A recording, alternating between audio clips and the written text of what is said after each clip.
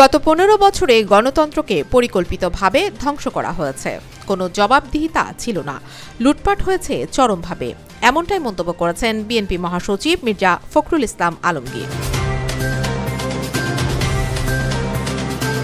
রাজধানীর Uttara Diabari milestone school and কলেজে যুদ্ধবিমান বিধ্বস্তের ঘটনায় দগ্ধ অফিস সহকারী মাসুমা সহ আরও এক শিক্ষার্থীর মৃত্যু হয়েছে। শিশুটির নাম জারিফ। এ নিয়ে এখন পর্যন্ত ৩৫ জনের মৃত্যুর সংবাদ পাওয়া গেছে। চট্টগ্রাম কক্সবাজার মহাসড়কের বাংলা বাজার এলাকায় মার্শা পরিবহন নামে একটি যাত্রীবাহী বাস নিয়ন্ত্রণ হারিয়ে বিলে পড়ে ২০ যাত্রী আহত হয়েছেন। তাৎক্ষণিকভাবে হতাহতদের নাম পরিচয় জানা যায়নি।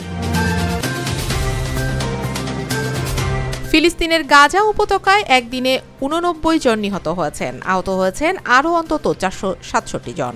এক বিবৃতিতে এ তথ্য জানিয়েছে গাজার স্বাস্থ্য মন্ত্রণালয়। ভিয়েতনামের মধ্যাঞ্চলে একটি পর্যটকবাহী বাস দুর্ঘটনায় ২ শিশুসহ ১০ যাত্রী নিহত হয়েছেন। দুর্ঘটনায় আহত হয়েছেন ১২ জন। সংবাদ মাধ্যম আল জাজিরার এক প্রতিবেদনে এ তথ্য জানানো হয়েছে।